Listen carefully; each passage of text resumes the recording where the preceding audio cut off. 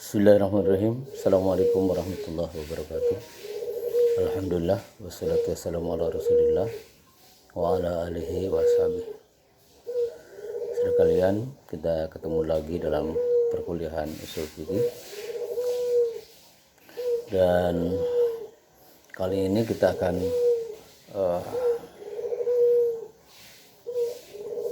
membahas tentang relasi antara fikih dan usul fikih.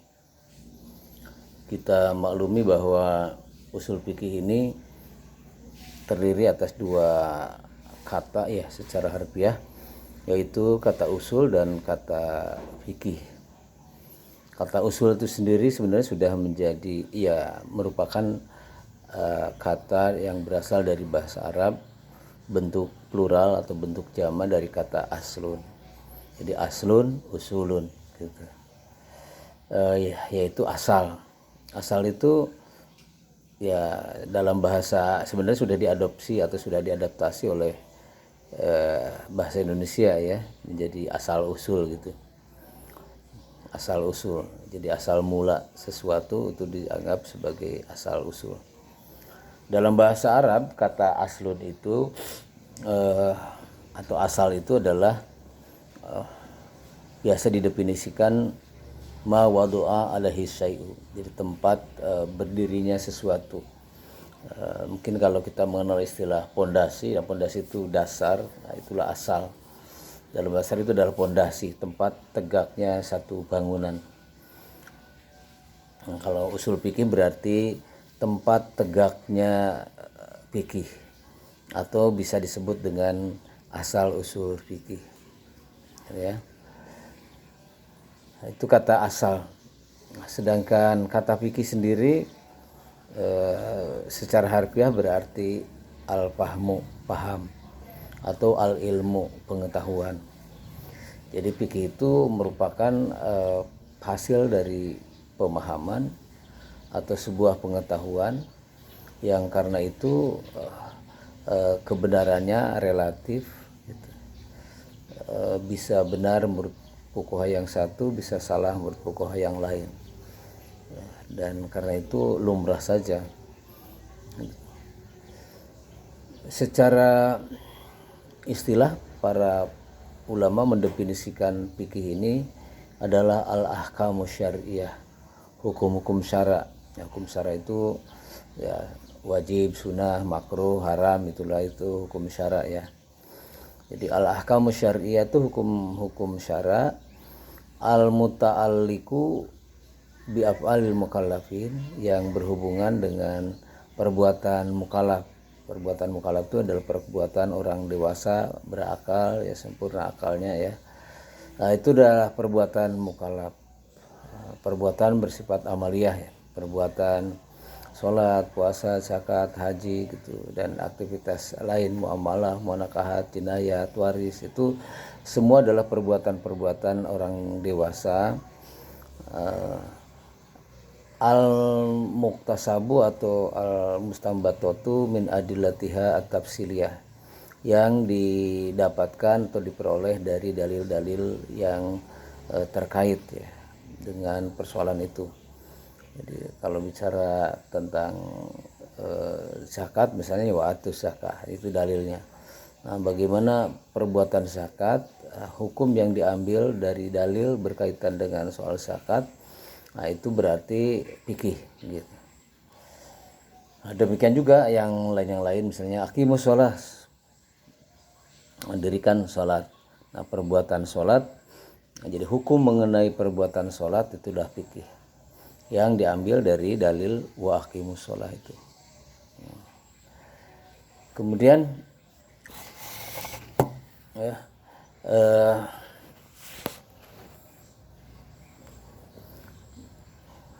dengan definisi itu maka kata fikih atau fikih itu adalah hukum syara yang berkaitan dengan perbuatan orang dewasa yang diambil dari sumbernya Al-Quran ataupun dari hadis ya. Itu pengertian fikih. Nah, sekarang pengertian usul fikih bagaimana? Jadi usul fikih itu secara harfiah tadi merupakan asal usul fikih ya. Secara istilah usul fikih itu adalah al-qawaid allati yatawassalu biha ila istinbatil fikhi, yaitu kaidah-kaidah, rumus-rumus yang berhubungan dengan fikih atau merupakan metode istinbat fikih. Usul fikih ini adalah kaidah-kaidah yang berhubungan dengan upaya untuk melahirkan hukum atau mengambil hukum dari dalil-dalilnya. Sehingga dengan demikian maka dapat dikatakan bahwa usul fikih ini bersifat metodologis, bersifat metodologi untuk melahirkan fikih. Dan karena itu maka fikih itu merupakan produk yang dihasilkan dari usul fikih. Tentu ada mekanisme di dalam melahirkan hukum fikih itu. Misalnya dari kita bicara tentang sholat, dalilnya aqimus sholah. Nah, maka aqimus sholah adalah dalil atau sumber hukum. Kemudian sholat adalah fikih. Bagaimana hukum fikih yang menyatakan bahwa as-sholatu wajibah, bahwa sholat itu wajib, dari ayat aqimus sholah, maka disitulah peran usul fikih, yaitu misalnya adanya satu kaidah yang menyatakan al-amru fil amri lil wujub, bahwa hukum asal dari suatu perintah itu menunjukkan wajib. Nah, perintah sholat diungkapkan dalam bahasa amar, aqimu, jadi aqoma yukimu iqomatan, aqim aqima aqimu, ini domirnya antum ya. Jadi dirikanlah sholat, dirikanlah oleh kalian semua as-sholatu sholat. Nah, karena sholat diungkapkan dalam bahasa amar dan berdasarkan kaidah usul fikih bahwa amar itu menunjukkan wajib ketika tidak ada qarinah lain, tidak ada dalil yang mengecualikannya, maka kemudian ditetapkanlah bahwa sholat itu wajib. Di dalam Al-Quran tentu nggak ada istilah as-sholatu wajibah atau sejenisnya. As-sholatu wajibah itu adalah hukum fikih yang dihasilkan dari sebuah proses istinbat hukum berdasarkan kaidah-kaidah usul fikih, antara lain kaidah yang berbunyi al-aslu fil amri lil wujub, bahwa hukum asal dari setiap perintah itu menunjukkan wajib. Nah, perintah sholat di dalam ayat aqimus sholah itu tidak ada dalil yang mengecualikannya, dan karena itu kembali pada hukum asal bahwa perintah itu hukumnya wajib. Nah, dari situlah maka kemudian kita mengenal ungkapan para fuqaha yang menyatakan bahwa sholat itu hukumnya wajib. Nah, dari situ sudah nampak relasi antara fikih dengan usul fikih ya. Bahwa fikih itu tadi dikatakan sebagai hasil atau produk dari hasil kerja usul fikih setelah memahami dalil yang berhubungan dengan perbuatan sholat. Demikian juga perbuatan-perbuatan yang lain ya. Nah, usul fikih ini perlu untuk dipelajari dalam kaitan dengan upaya untuk memahami hukum yang ada atau bahkan mungkin melahirkan hukum baru yang belum ada nasnya. Memahami hukum lama ya artinya kita memahami setiap hukum yang berhubungan dengan perbuatan apapun yang diperoleh alasan-alasan atau sumbernya dan metode ijtihadnya ya tentu. Misalnya kalau dalam perbuatan lain pokoknya selain sholat adalah misalnya muamalah atau munakahat tentang nikah. Berdasar kaidah bahwa hukum asal sesuatu itu adalah mubah. Al aslu fil muamalati atau al aslu fil asya al-ibahah ma dalla dalilun ala ghairihi. Segala sesuatu pada dasarnya hukumnya boleh, kecuali ada dalil yang mengecualikannya. Nah, maka hukum nikah misalnya, hukum asalnya adalah mubah. Anda mau nikah atau tidak nikah, tidak ada dosa dan tidak ada pahala ya. Karena memang Anda tidak melakukannya dan juga tidak menikahkan. Ini hukum asal. Tetapi ketika ketika nikah ini diniati untuk melaksanakan titah Allah dan Rasulnya, mengikuti sunnahnya, dan sekaligus karena kita ingin masuk pada umat Nabi Muhammad gitu, maka kemudian dia melangsungkan pernikahan. Nah, bila nawaitunya seperti itu dan dilakukan dengan sesuai dengan sunnah Rasul, maka hukumnya sunnah gitu. Kalau dengan tidak nikah akan terjerembab pada zina misalnya, maka nikah menjadi wajib. Sebaliknya, bila nikah tidak dalam rangka melaksanakan titah Allah dan Rasulnya, maka dan apalagi misalnya menjurus pada hal yang negatif, maka hukumnya minimal makruh dan maksimal haram. Nah, semua itu hukum yang baiknya mengatakan sunnah, wajib, makruh dan sebagainya itu karena ada ilat yang terkait dengan hukum tersebut. Karena kaidah fikih menyatakan bahwa al-hukmu yaduru ma'a illatihi wujudan wa adaman.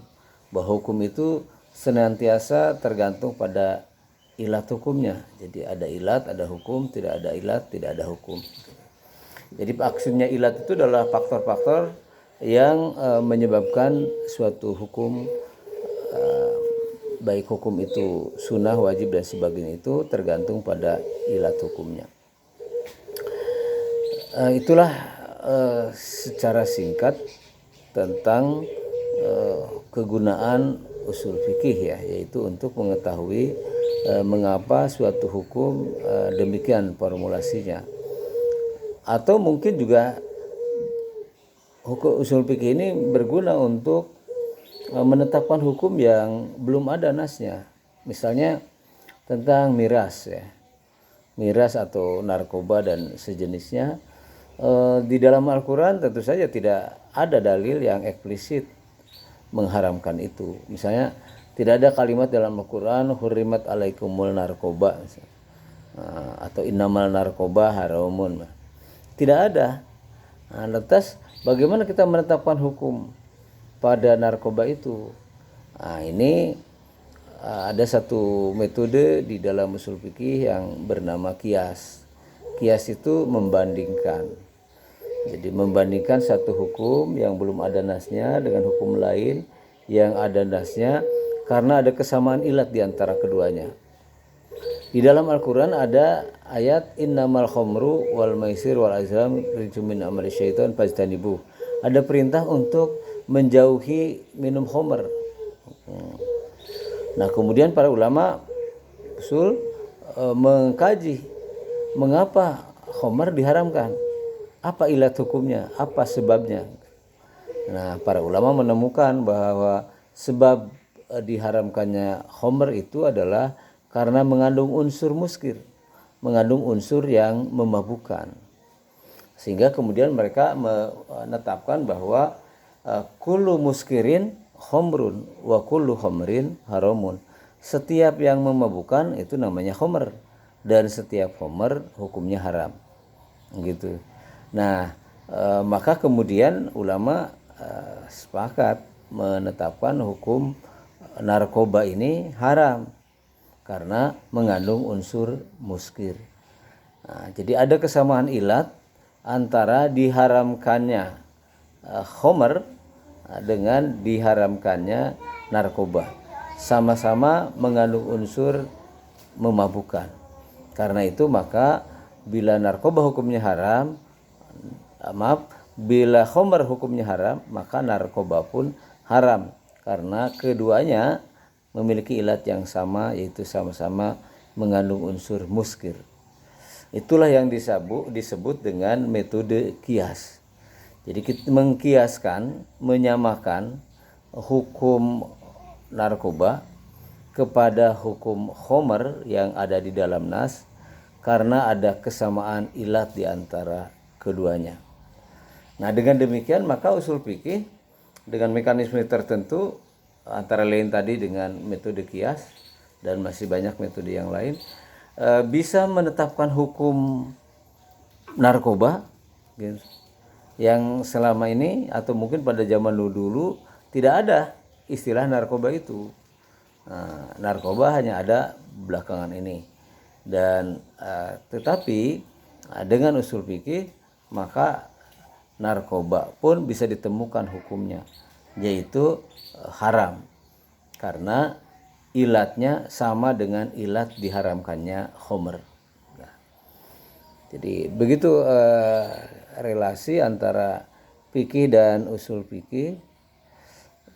Lahirnya hukum haram pada khamr, pada narkoba, itu adalah hasil dari kerja usul fikih.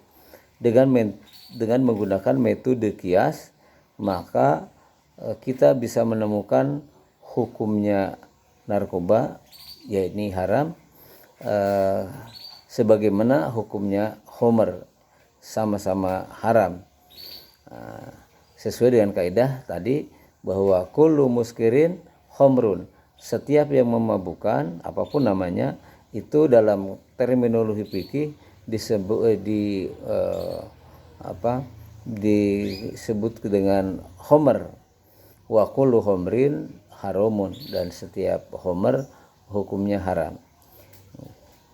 Dengan demikian sekira kita sudah bisa maklum pengertian usul fikih dan kegunaannya ya, di dalam menetapkan hukum dan menjadikan hukum tersebut sebagai pedoman bagi kita dalam kehidupan sehari-hari.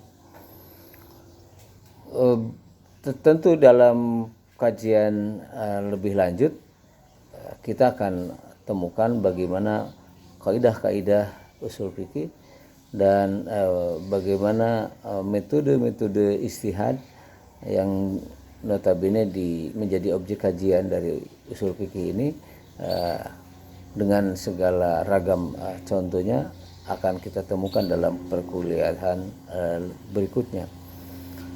Ruang lingkup kajian usul fikih meliputi banyak ya, tergantung dari sisi sistematika pembahasannya variatif ya. Kalau misalnya Abdul Wahab Khalaf mulai dari Al-Hakim Al-Hukmu, hukum itu Allah dan Rasulnya, kemudian metode ijtihad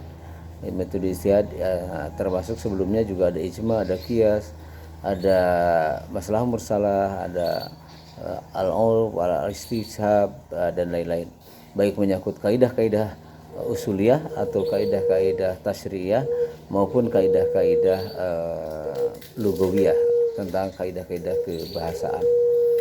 Itulah sekira perkuliahan kita untuk kali ini.